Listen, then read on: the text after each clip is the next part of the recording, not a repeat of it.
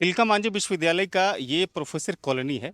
और professor colony में एक मंदिर है, लाल बाग के नाम से यहाँ पर मंदिर है। ठीक, आप देखिए कि सड़क के दोनों तरफ आपको मिट्टी दिखाई देगा, यानी कि यहाँ पर मिट्टी डाला गया है। और ये मिट्टी भैरवा तालाब का है, जहाँ पर स्मार्ट सिटी के तहत तालाब का सौंदर्यीकरण हो रहा है। तिलका मांझी विश्वविद्यालय में हिंदी विभाग के विभागाध्यक्ष हैं प्रोफेसर योगेंद्र महतो। कल उनकी पत्नी का स्कूटी से गिर करके यहाँ पर हाथ में फ्रैक्चर आ गया था। तो प्रोफेसर महतो ने आज लगातार यहाँ पर जो कुलपति के कक्ष हैं वहाँ पर धरना प्रदर्शन किया, प्रोटेस्ट किया और कुछ मांगों को उन्होंने रखा, जिसमें कि अस्थाई कुलपति, उसकी प्रमुख मांगे थे कि अस्थाई कुलपति का यहाँ पर नियुक्ति हो, ताकि तिलका मांझी विश्वविद्यालय के जो कार्य बचे हैं उनको सही तरीके से किया जाए। लेकिन भैरवा तालाब के सौंदर्यीकरण के नाम पर जिस तरह से प्रोफेसर कॉलोनी में यहाँ पर मिट्टी डाला गया है, आवाजाही में यहाँ पर रहने वाले सभी प्रोफेसर जो लेक्चरर हैं, सभी लोगों को यातायात में काफ़ी कठिनाई का सामना होता है। इसी बिंदु पर बातचीत करने के लिए आज हमारे साथ प्रोफेसर योगेंद्र महतो हैं। क्या कुछ कहते हैं प्रोफेसर योगेंद्र महतो, आप देखिए इस वीडियो में पूरी। सर, पूर्वी बिहार का एक प्रतिष्ठित विश्वविद्यालय है तिलका मांझी विश्वविद्यालय, और लगातार अस्थायी कुलपतियों को लेकर के समस्या से घिरा हुआ है, जिसके कारण से जो तिलका मांझी विश्वविद्यालय में कार्य बचे हुए हैं, कई कार्य रुके हुए हैं, उसको लेकर के आपने आज प्रोटेस्ट भी किया है जो कुलपति का जो कक्ष है वहाँ पर। और कल आपकी पत्नी के साथ यहाँ पर एक घटना भी घटी कि भैरवा तालाब से जो मिट्टी डाला गया था प्रोफेसर कॉलोनी में, उस मिट्टी को यत्र तत्र डाल दिया गया था, उसका कोई सिस्टमेटिकली यहाँ पर भरपाई नहीं की गई थी, जिसके कारण से पत्नी का हाथ का हड्डी भी फ्रैक्चर हुआ। आप लगातार आवाज़ें उठाते रहे तिलका मांझी विश्वविद्यालय की उन्नति और तरक्की के लिए, इसका कोई फ़ायदा दिखता है सर?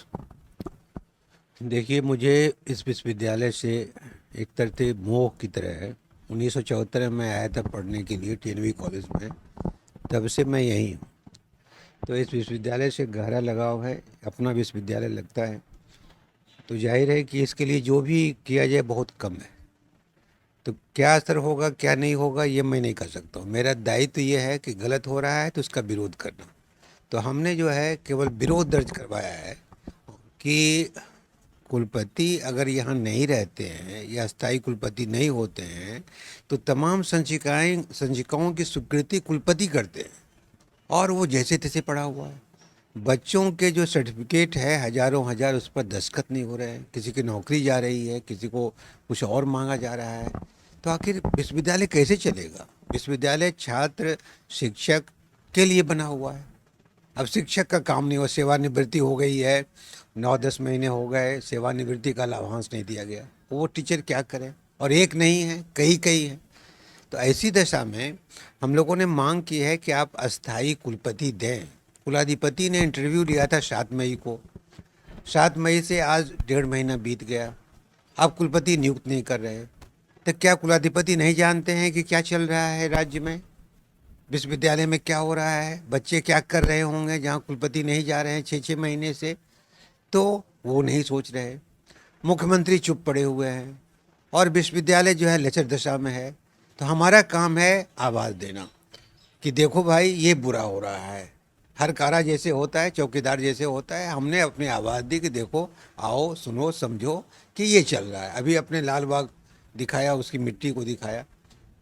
अब हमारी पत्नी ही नहीं, लोग आ रहे हैं, गिर रहे हैं। हम अपनी पत्नी को कोई ऐसा नहीं, हाँ, दिक्कत हो रही। मोटरसाइकिल गिरती है, बच्चे जो सुबह जाते हैं पढ़ने के लिए वो गिरते हैं।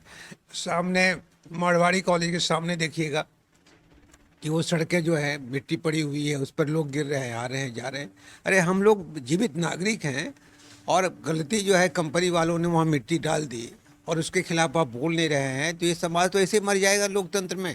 अगर आपने बोलना बंद कर दिया तो एक बार ऐसे विस्फोट हो जाएगा, जैसे विस्फोट हुआ इस अग्निपथ में, कि पहले से बोला नहीं गया, संवेदना क्या संवाद नहीं हुआ, संसद में आपने बात रखी नहीं, अचानक जो आया तो लगा कि ये क्या हो गया। जिन बच्चों ने मेडिकल कर लिया था, फिजिकल कर लिया था, वे बच्चे जो हैं को पता चलता है कि ये कैंसिल हो गया। अब कैसा हम सर अग्निपथ पर भी आएंगे, लेकिन सबसे पहले यहाँ जो सुविधाएं हो रही उस पर बात करते हैं। एक कुलपति के नहीं होने से अस्थायी रूप से भैरवा तालाब की मिट्टी को एजेंसी ने यत्र तत्र डाल दिया, और जिससे कि दिक्कतें हो रही है, दुर्घटना भी हो रहा है। एक चीज़ें क्या लगातार जो इस तरह के प्रोटेस्ट और धरना प्रदर्शन आप करते हैं और आवाज़ें उठाते हैं, क्या आपको सहयोगी जो आपके कलीग हैं उनका साथ मिलता है आपको? यहाँ जो हैं वो कुछ कलीग, 7-8 कलीग गए थे वहाँ, वो धरना पर गए थे, और छात्र छात्राएं तो हैं ही हमारे साथ। लेकिन असल बात यह है कि जिनको तकलीफ़ है जैसे प्रमाण पत्रों पर दस्तखत नहीं है, 5,000 7,000 लोग हैं, और वो अगर चाहे 500 भी आ जाए, 100 ही आ जाए, तो एक व्यापक स्तर होगा। लेकिन वो नहीं आते, कहने के बाद भी धरना में नहीं होते। सेवानिवृत्ति जिनकी हो गई है उसमें से एक शिक्षक आए और शिक्षक नहीं आए। तो अगर आप आते नहीं हैं और अपनी बात कहते नहीं हैं तो सुनने वाला कौन है? इसका मतलब आपको कोई तकलीफ नहीं है। तो मुझे लगता है जो पीड़ित पक्ष है उसको अपनी बात कहनी चाहिए। अगर आप नहीं कहते हैं तो हम तो सेवानिवृत्त नहीं हैं और हमको उतनी तकलीफ भी नहीं है। ठीक है, हमारी पत्नी गिरी, हम उसको मुद्दा नहीं बनाना चाहते हैं क्योंकि सबों के साथ हो रहा है। तो एक अकेली पत्नी को ऐसा रहता है कि भाई हमारी शादी घटना होती, दूसरे के साथ घटना नहीं होती थी, एक अलग बात थी। घटनाएं लगातार घट रही हैं और सबके सामने प्रॉक्टर यहाँ रहते हैं, प्रतिकुलपति यहाँ रहते हैं, रजिस्ट्रार का ऑफिस है, कुलपति का घर है, और वहाँ पर ऐसी दशा है। तबाह किया है, तंग किया है, और इसलिए कि इसको निजीकरण के रास्ते पर डालना है। सच्चाई यही है। 2035 तक सारे कॉलेज को डी एफिलिएट करना है। सरकार को एफिलिएशन नहीं होगा क्योंकि सरकार कहती है कि हमारा काम कल्याणकारी काम नहीं है, जबकि लोकतंत्र में था कि शिक्षा और चिकित्सा कल्याणकारी योजना के तहत होगा और सरकार उससे हाथ खींच रही है। तो भागलपुर विश्वविद्यालय को भी निजीकरण के रास्ते में डालना है। ये जनता को पता नहीं है और जनता सोचती है कि निजीकरण में सब कुछ अच्छा होता है। टीएनबी कॉलेज में अभी 2,400 रुपया मात्र में इंटरमीडिएट की पढ़ाई हो जाती है 2 वर्ष की, और सामने सेंट जोसेफ है, 1 लाख से कम में पढ़ाई नहीं होती है इंटरमीडिएट की। अब समझिए कि गरीब का बच्चा टीएनबी कॉलेज जाएगा कि सेंट जोसेफ जाएगा।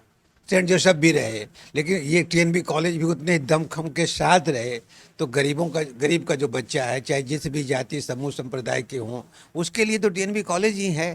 2035 का ये भविष्यवाणी है कि तिलका मांझी विश्वविद्यालय के समेत पूरे देश की जितनी भी यूनिवर्सिटीज हैं और जितने कॉलेज हैं डीएफिलेटेड हो जाएंगे, ऐसी भविष्यवाणी है या फिर सर इस पर कोई आपको लगता है कि नहीं ठोस प्रमाण भी मिल रहे हैं आप?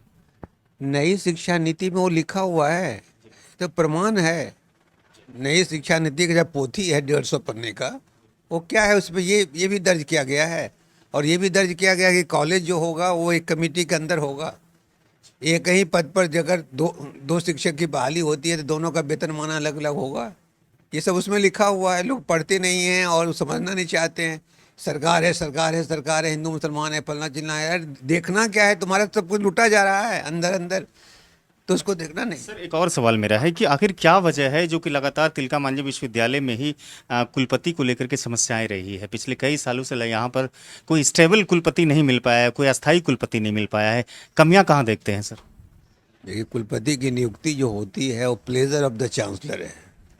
तो पहली गलती तो चांसलर की ही है कि जैसे कोई कुलपति यहाँ से जाते हैं कि आपको 15, 20, 25, 30 दिन में ये हो जाना चाहिए, क्यों 9-10 महीने लग जाता है? क्यों लगा हुआ है अभी? प्रति कुलपति, ये प्रभारी कुलपति जो इतने दिनों तक क्यों है? तो पहली गलती तो चांसलर की है। दूसरी गलती है मुख्यमंत्री की कि उनके अंदर सब कुछ आता है, वेतन मिलता है तो वहाँ से मिलता है, तो उनको देख रेख करने का दायित्व है। कम से कम चांसलर को कहने का दायित्व है कि भाई हमारे राज्य में ऐसे चल रहा है, इसको आप ठीक करिए। तो ये भी आप नहीं कहते हैं। तीसरी गलती जो है शिक्षकों की है, जिसके मुंह में आवाज़ नहीं है कि आप सही को सही और गलत को गलत कहें। जब सत्ता अंधी बहरी होती है तो लोग को आवाज़ देनी पड़ती है, जनता को आवाज़ देनी पड़ती है। शिक्षक लोग है, छात्र लोग है, इसको आवाज़ देनी पड़ेगी जब कुछ अन्याय हो रहा होगा। नहीं तो जनतंत्र मर जाएगा, लोकतंत्र मर जाएगा। लोकतंत्र मर भी इसीलिए रहा है। बगैर कुलपति के आपको लगता है कि विश्वविद्यालय में पढ़ाई अच्छी होती है? देखिए, कुछ शिक्षक ऐसे हैं जिनको कोई आए ना आए कोई अंतर नहीं पड़ता है, वो अपनी पढ़ाई करते रहेंगे। लेकिन जो मिडिल में रहते हैं उनको बिना मतलब दबाव का वो काम नहीं करते। बहुत लोग होते हैं बिना दबाव के काम नहीं करते हैं। तो कुलपति का रहना जरूरी है। एकेडमिक वातावरण को दुरुस्त करने के लिए कुलपति का होना बहुत ज़रूरी है, क्योंकि अनुशासन भी वहाँ से, संचिका का निष्पादन भी वहाँ से, और तमाम चीज़ों का जो केंद्र होता है, जो रेगुलेशन है, वो कुलपति ही सब कुछ होते हैं। तो जाहिर है कि उनका रहना बहुत बहुत ज़रूरी है। आपने फेसबुक पर घोषणा की है कि जब तक कि अस्थायी कुलपति नहीं मिल जाता है तब तक मैं क्लास नहीं जाऊंगा, जो आपका डिपार्टमेंट है वहाँ नहीं जाएंगे। तो क्या ये लगातार चलता रहेगा प्रोटेस्ट? नहीं, अभी ऐसा है, आज जो बच्चों के बीच में बातचीत हुई थी, लगभग 100 से ज़्यादा ही बच्चे आए थे। उनकी परीक्षा 22 तारीख को है, किसी की परीक्षा 23 तारीख को है। तो उनको धरना पर लगातार बिठाना मतलब व्यवहारिक नहीं है। मैं तो बैठ सकता हूँ, लेकिन ये व्यवहारिक नहीं है, मतलब बच्चों के लिए व्यवहारिक नहीं है। तो अभी हम लोगों ने धरना को स्थगित कर दिया है। अगर अस्थायी कुलपति इस बीच नहीं आते हैं तो जुलाई माह में हम लोग फिर शुरू करेंगे। मतलब जब आज का जो प्रोटेस्ट था तो इसके विषय में आपको जानकारी नहीं थी कि एग्जामिनेशन है उनका? ये एग्जामिनेशन के बारे में ये तक स्थगित हो रहा था, जैसे आज का एग्जाम था स्थगित कर दिया गया, कल का किया गया था, परसों फिर एग्जाम है। तो इस वजह से जो है फिलहाल इसको लगातार चलाना ये संभव नहीं होगा। ये जुलाई माह में फिर से प्रारंभ होगा जब परीक्षा का अंत हो जाएगा। आखिर में एक सवाल सर, क्या वजह है, लोग कहते हैं कि प्रोफेसर योगेंद्र महतो जब भी उनके पारिवारिक रूप से कोई कष्ट आता है तभी वो प्रोटेस्ट करते हैं। पिछले दिनों हमने देखा कि कोतवाली थाने के सामने आपने प्रदर्शन किया, क्योंकि आपके बहू और बच्चों के साथ वहां पर यातायात ट्रैफिक में जो लगे हुए थे पुलिसकर्मी ने दुर्व्यवहार किया था, और कल आपकी पत्नी के साथ यहाँ पर इस तरह की घटनाएं घटी। लोग कहते हैं इस तरह की बात। लोगों को कहने का उसको तो हम रोक नहीं सकते हैं, लेकिन विश्वविद्यालय के खिलाफ 15-20 दिन पहले हम धरना बाकायदा ऑर्गेनाइज करके दे चुके थे अस्थायी कुलपति के लिए। कोई नई बात नहीं थी, हमारे लिए नई बात नहीं है। कहने का कह सकते हैं, जिसको भी लगता है वो हमने तो पत्नी को कोई मुद्दा नहीं बनाया है। मुद्दा तो अस्थायी कुलपति का है, क्या ये मांग नहीं है? सर्टिफिकेट पर दस्तखत होना चाहिए, ये मांग नहीं है?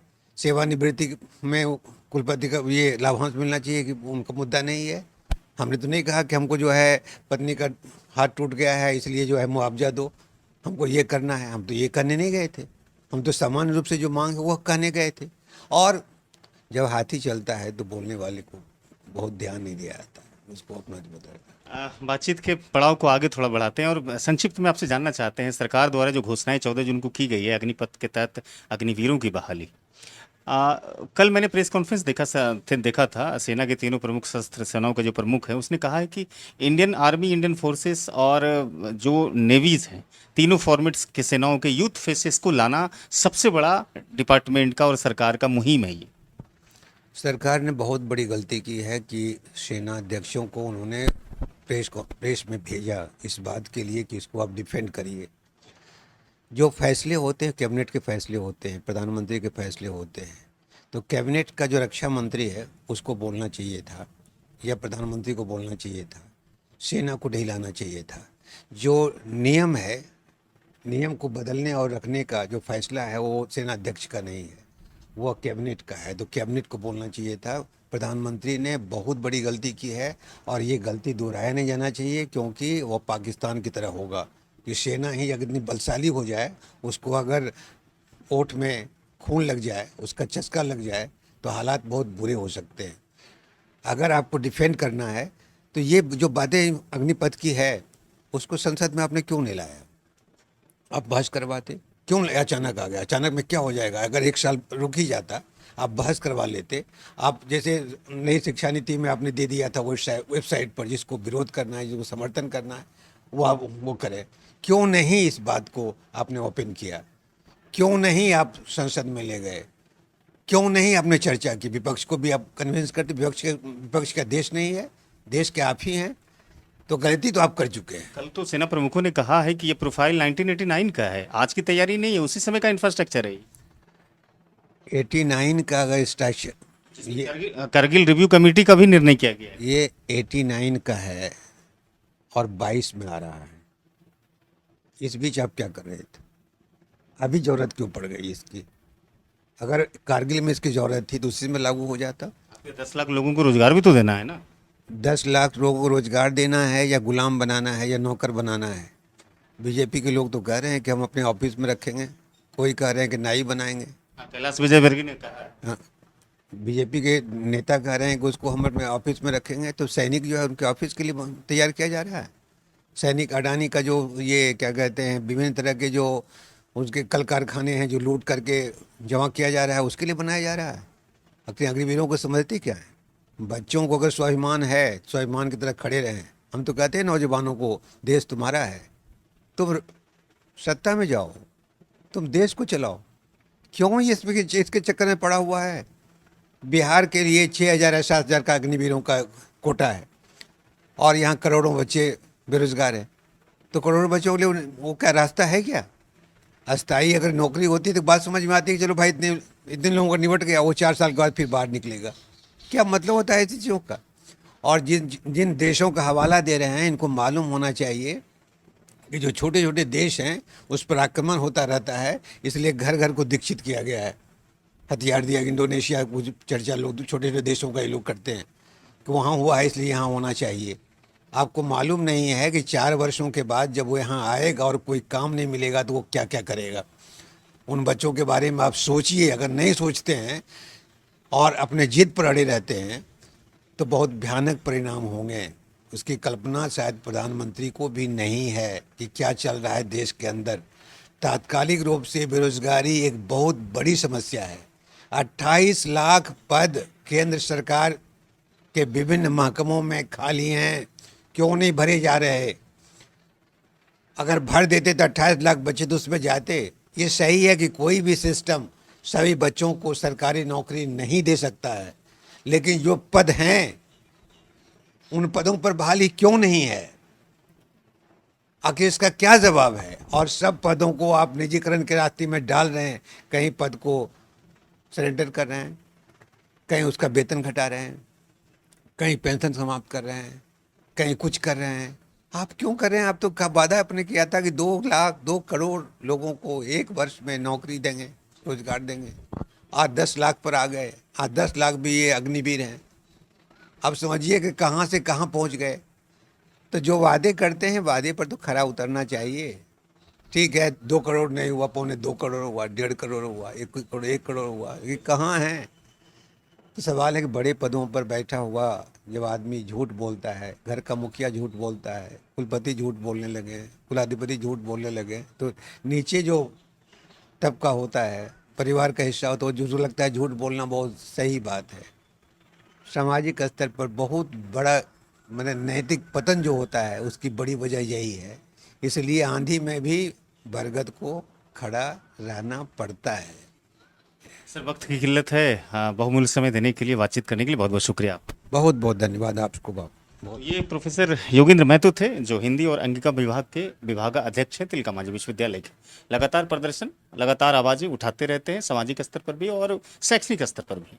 क्या कुछ होना है तिलका मांझी विश्वविद्यालय के साथ साथ इस देश के जो एक बड़ी स्कीम आया अग्निपथ, उसके साथ ये देखना बहुत ही दिलचस्प होगा। इसी तरह के वीडियोज़ के लिए हमारे चैनल को सब्सक्राइब कीजिए, बातचीत को पसंद करते हो और अच्छी लगती हो तो साझा जरूर कीजिए। धन्यवाद।